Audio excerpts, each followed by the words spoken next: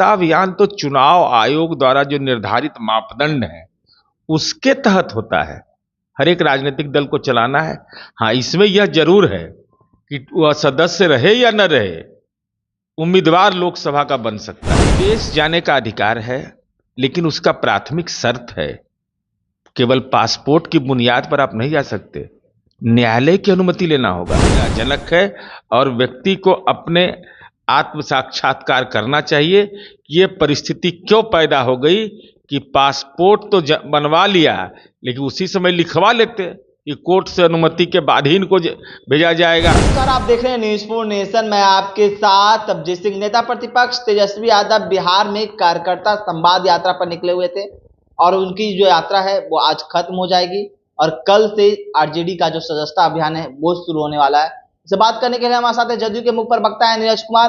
कैसे देख रहे हैं, तेजस्वी यादव कार्यकर्ता संवाद यात्रा पर थे, कल उनकी आज यात्रा भी खत्म हो जाएगी और कह रहे हैं कि अब सरकार भी 2025 में हम लोग बनाने वाले हैं। प्रथम चरण का कार्यकर्ता संवाद यात्रा खत्म, द्वितीय चरण की शुरुआत आश्विन में होगा, कार्तिक में होगा, अगहन में होगा कि पूस में होगा, यह अब तक मीडिया के माध्यम से हम लोग को जानकारी नहीं है। हालांकि हम लोग को जानकारी का कोई औचित्य भी नहीं है, उनका अंदरूनी मामला है। सदस्यता अभियान तो चुनाव आयोग द्वारा जो निर्धारित मापदंड है उसके तहत होता है। हर एक राजनीतिक दल को चलाना है। हाँ, इसमें यह जरूर है कि वह सदस्य रहे या न रहे, उम्मीदवार लोकसभा का बन सकता है। पार्टी की सेवा करे या न करे, देश प्रदेश से आकर के उम्मीदवार कोई बन सकता है। लेकिन जो जानकारी मिल रही है कि विदेश जाने वाले हैं, विदेश जाने का अधिकार है, लेकिन उसका प्राथमिक शर्त है केवल पासपोर्ट की बुनियाद पर आप नहीं जा सकते, न्यायालय की अनुमति लेना होगा, कोर्ट से। बताइए, देश से बाहर जाना है तब पर भी कोर्ट से अनुमति लेना है, आना है तब पर भी लगता है खबर करना होता है, क्या प्रक्रिया है। ये तो चिंता की बात है भाई कि संवैधानिक पद पर बैठा हुआ व्यक्ति वह विधानमंडल को सूचित करे तो बात समझ में आती है। सूचना करने की प्रक्रिया है कि नहीं मुझे नहीं जानकारी, लेकिन न्यायालय से अनुमति ले, न्यायालय से पूछ के जाएं, न्यायालय कहे तो जाएं, नहीं कहे तो नहीं जाएं, शर्त बांध दे, ये तो हमको लगता है कि बहुत ही पीड़ाजनक है। और व्यक्ति को अपने आत्म साक्षात्कार करना चाहिए कि ये परिस्थिति क्यों पैदा हो गई कि पासपोर्ट तो बनवा लिया, लेकिन उसी समय लिखवा लेते कि कोर्ट से अनुमति के बाद ही इनको भेजा जाएगा, तब तो बात सब समझ में आती। ऐसे उनका आंतरिक मामला है। लेकिन जिस तरह से नेता प्रतिपक्ष तेजस्वी यादव कर रहे हैं कि बिहार को तो विशेष राज्य का दर्जा चाहिए, लेकिन जो विशेष पैकेज देने की बात कर रहे हैं इन लोग, लेकिन इन लोगों को तो केंद्र सरकार के द्वारा 21,000 करोड़ रुपए पैसा भी तक नहीं दिया गया केंद्र सरकार को। उनको अखबार के कटिंग पर ही राजनीति करते हैं, अखबार के कतरन पर। दिक्कत यही है, राज्य के उप मुख्यमंत्री हैं, उनको जानकारी नहीं है इस बात का कि भाई जो वित्त आयोग है उसकी नीति में बदलाव आया, केंद्रांश जो है केंद्र प्रायोजित योजनाओं में राज्यों की भागीदारी बढ़ती चली गई। तो ऐसे भी बहुत सा, और 14 किस्तों में 13 किस्तों में पैसा आता है।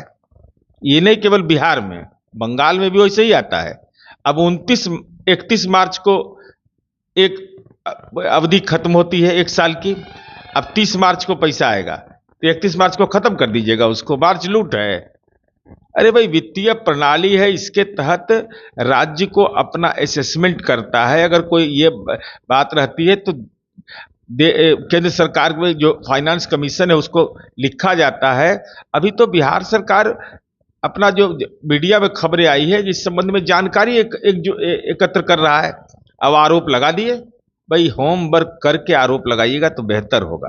विशेष राज्य के दर्जा की बात कर रहे हैं फिर से वो, अब बोल रहे हैं 25 में सरकार भी बनाएंगे, हम लोगों की सरकार भी आएगी, जिस तरह से कार्यकर्ताओं से मिले। अच्छा, तो कब नहीं बोले थे कि हम लोकसभा जीतेंगे? हर मीटिंग में बोले थे कि लोकसभा में एकदम जीत गए, मुरट्ठा बांध लिए, गमछा उड़ा दिए और 4 सीट पर लॉक हो गए। अरे कहने में कुछ दिक्कत है लोगों को। 2025 में क्या बुनियाद, क्या कार्यक्रम है? हम तो 7 निश्चय पार्ट 2 पर जाएंगे कि 10 रुपया में प्रति महीना में इंजीनियरिंग पढ़ा रहे हैं, 5 रुपया में पॉलिटेक्निक पढ़ा रहे हैं। हम महिला आईटीआई खोले, आईटीआई खोले, मेडिकल कॉलेज खोले, सड़कों का जाल बिछाया, बिजली पहुंचाया। आप इसमें क्या बेहतर करिएगा, ये तो जनता जानना चाहेगी ना। जिसे हम बना दिए मान लीजिए सड़क, आप कहिएगा ना कि हम सोना का सड़क बना देंगे, आप ये कहिएगा ना उसके बगल में हम पेड़ लगा देंगे, आप यह कहिएगा ना कि इसके बगल में हम इसकी भव्यता और सुंदरता के लिए यह करेंगे। 16 लाख रुपया एक इंजीनियर को बनाने में सरकार खर्च करती है, और समझ लीजिए कि मैं 10 रुपया महीने पर सरकार पढ़ाती है। देश में कहीं उदाहरण नहीं है। देश में इंजीनियर मुख्यमंत्री है तब नहीं इंजीनियरिंग के पढ़ाई का दर्द जाने। क्या कुछ कर रहे थे जदयू के मुख्य प्रवक्ता नीरज कुमार, आपने सुना।